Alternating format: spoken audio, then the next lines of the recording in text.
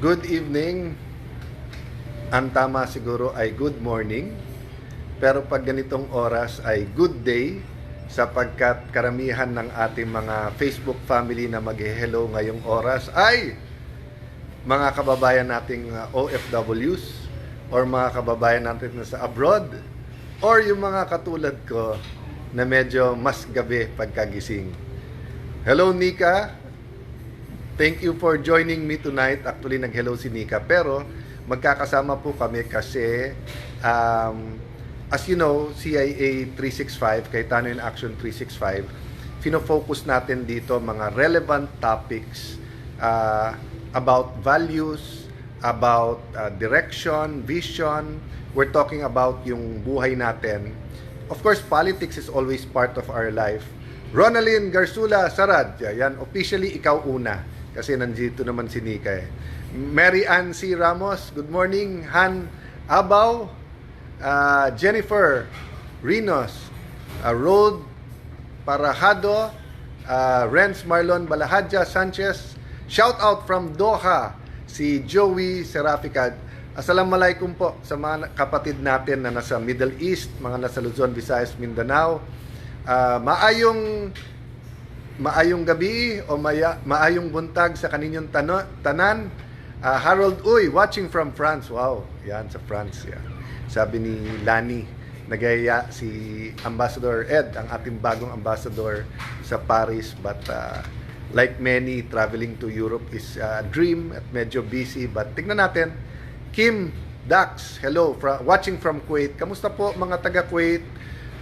I hope to visit. I have good and bad memories dyan. Bad kasi nga marami pa rin na aping Pilipino, but good dahil yung pamilya nung Emir, pamilya po na namumuno dyan ay nakikita ko yung sincerity at pagmamahal sa mga Pilipino and yung gusto na mapaganda ang takbo na ating mga Pilipino, mga nagtatrabahong Pilipino dyan.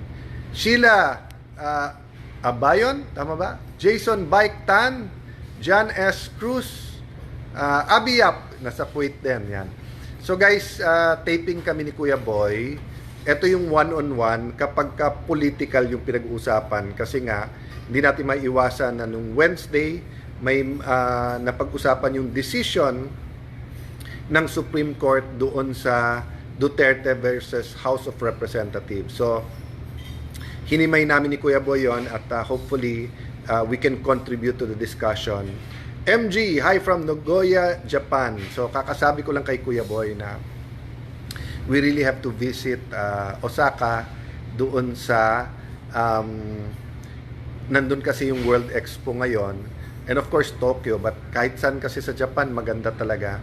Pero alam mo, when we talk about Japan and Singapore, yung having integrity, honesty as part of their core value is very important. Fortunate Mamaril Natividad from India. Yan, state visit ang ating Pangulo dyan sa India. So, kamusta po ang ating mga kababayan na nandyan sa India? I think sa Pilipinas, between 150,000 to 300,000 yung Filipino-Indian. So, grabe po ang connection din natin sa India. So guys, what I want to contribute tonight sa discussion or this morning is that, di ba pinag-uusapan natin success, dinudugtog natin sa purpose yan. So I started watching ulit or listening kay Dr. Miles Monroe tungkol sa purpose. At sinashare ko nga kay Kuya Boy na sabi ni Dr. Miles Monroe, he really believes that everyone in the world was created and born to solve a problem. So kung mahanap mo daw yung problem na kailangan mong isolve, or in other words, if you find your purpose, magiging very fulfilling to at madaling i-define ang success. Kasi sa kanya, ang success is completing your purpose. Tama nga naman, di ba? So kung ang goal mo is to run a marathon and let's say it's 40 kilometers, yung gusto mo, yung full, at na-complete mo, di yun ang definition mo ng success.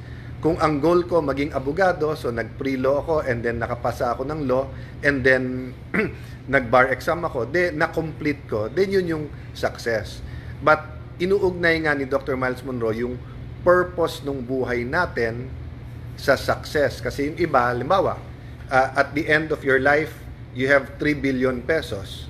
Pero nagtataka ka, you don't feel successful, iniwan ka ng pamilya mo, kagalit mo lahat ng dati mong kaibigan, marami kang nilokong tao. Kasi, ang naging purpose mo is yumaman, hindi naging purpose mo yung purpose ni Lord sa iyo. Yung yumaman can be a byproduct of your purpose. But it is not the purpose per se, di ba? God gives you resources, yes, partly to enjoy it, pero may paggagawa sa iyo. Che Vente Dehon Lusa from Abu Dhabi, we support you. Thank you po, and pabalik, I'm hoping to do more for OFWs this term, this next 3 years. So text nyo rin kung may mga issues, no? So guys, may dahilan kung bakit kayo nasa Kuwait, bakit kayo nasa Abu Dhabi, bakit kayo nasa Kingdom of Saudi Arabia, bakit kayo nasa Spain, bakit kayo nasa Korea. May dahilan kung bakit yung ibang Koreano nandito sa Pilipinas. May dahilan kung bakit nasa Senate ako ngayon. May dahilan bakit may CIA with PA. Ang question, yung dahilan ba yun ay nauugnay ko sa pakay or purpose goals ng ating Panginoon, di ba? Kung hindi, time to change direction. Kung tama, then dapat lalo kong laliman not only my relationship with God, pero yung work that has to be done to fulfill that purpose. Boss Mayo, good morning. Shout out sa iyo. Nida Rose, Babaw, Kayog, watching from Kuwait. And dumadami yung mga taga-Kuwait. Ana Maria from Bae, Laguna. Hello, Ana Marie. Fond memories po dyan kasi yung mga pastors po namin, may joint project kami dyan sa Bae. May retreat house din. Napaka-blessed ng Bae, ng hot springs dyan sa inyo. And I went to UPLB for 1 semester. So, memories ko talaga dyan sa lugar na yan. Meijin Rock, Medikilio Al-Hafil. Hello sa iyo. Daga Raga, shout out sir. Happy 52th founding anniversary. Yan. Ricardo Antiquera, shout out from Bicol Albay. Yan. So, Diyos marahay na aga sa Indogabos. Ang agum ko, taga Tiwi Albay. Yon. So, talking about my agum o yung asawa ko, kailangan ko na umuwi kanina. So, kailangan ko na umuwi maya-maya. Kasi kanina nga nandito si Lani pero medyo pagod. Tapos, 1:30 na rin pala. So, guys, let's redo the topic on success. Let's start with ano ang definition nyo ng success. Then, let's start, ano yung mga elements towards success. Pero isama natin yung assessment. Nahanap nyo na ba yung problema that you're meant to solve? Oy, nandito si Kuya Boy. Kuya Boy, pwede ka mag-hi? Abay? Oh. Hello. Hi. Magandang umaga. So, napakadami natin kasama ngayon. Nasa Kuwait, nasa Abu Dhabi, Kingdom of Saudi Arabia. Oy, mag-hi naman kayo kay Kuya Boy. Nakikita niyo yung scroll ng pagpasok. Loveline Heart Pande. Kuya Boy, thank you for doing the interview with me. Maraming salamat din. I look forward to visiting Kuwait, Oman, Riyadh, even Dubai. Dubai, of course.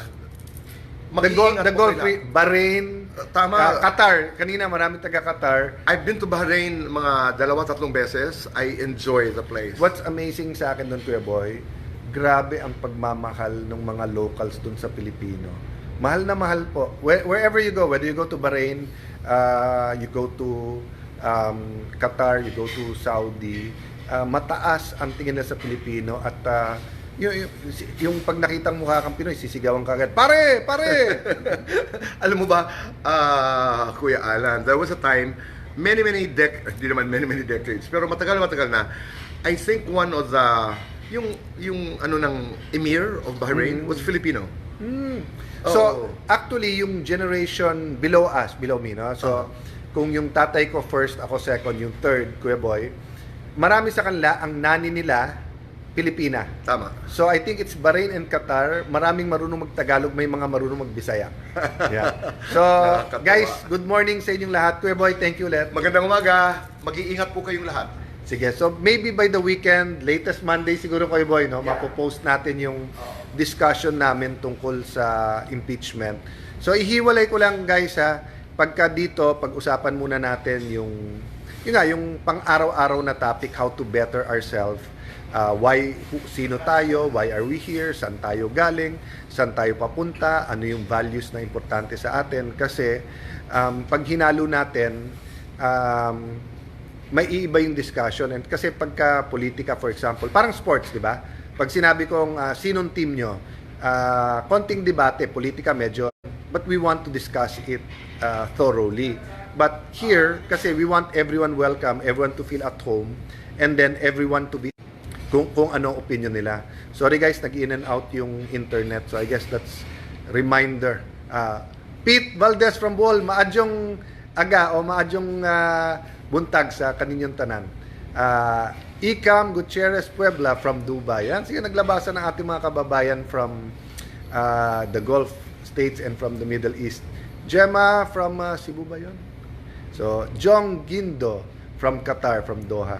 Good night everyone. God bless you. Thank you po for supporting Cayetano in Action with Boy Abunda. Support nyo rin po yung aming one-on-one interviews. I hope nakakatulong. And remember, we have to learn together. So kung may mga comments, may gusto kayong basahin ko, may insights kayo, let us know. JZ Mildoria, Shalom. So mga kababayan natin sa Israel. Paul Atanasio, how are you? Kamusta ang United Kingdom? Kamusta ang Tagigenyo sa UK? God bless you guys. GMA Lub Guban, good morning sa iyo. Ayan, nag-hi na kay Kuya Boy, si Eleanor Zabala Karingal. Nino Franco, thank you sa pagbati nyo kay Kuya Boy. So good night everyone, God bless you more. Ayan Kuya Boy, lumalabas na yung pagbati sa iyo. Oh, si Paul Atanasio, taga-Tagigyan, nasa UK. Hello Kuya Boy. Hi. Gors Olop, hello from Kuya Boy. Ayan. Hello Kuya Boy. Sofia Lesita, Kuya Boy and Senator watching from Seoul, Korea. Ayan. Oh, So Kuya Boy, anong pinaka-interesting na nangyayari sa ating bansa ngayon? napakarami. Pero sabi mo nga, importante alam mo, ang dumikit sa akin doon ay kahit gaano kahirap ang kinalalagyan, vibrant discussion, yung spirited discussion always helps. Yeah. Pag-usapan. Guys, ang sabi ni Kuya Boy, discussion, and we know he's the king of conversation. So, kahit gaano ka-emotional, kahit gaano tayo kagalit, kahit gaano tayo ka-hurt, let's learn to listen to each other and Tama. have a conversation. Nel Lingo Ong from Hong Kong, God bless you too. O, Germany naman. From Germany naman Wow. si Rosalie. Yan. So, sorry, mabilis Hi, po yung Rosalie. GMA Luguban, hello Kuya Boy, good morning sa iyo. Jess MP from British Columbia. So guys, God bless you. Ang buong mundo pala talaga. Sige mo Kuya Boy, di ba? Nakakatuwa. Hawak natin phone, kausap natin almost 500 kababayans, parang gym na puno, but from all over the world. That's Let's right. take advantage of this mga kababayan and have more conversations. Good night! Good night.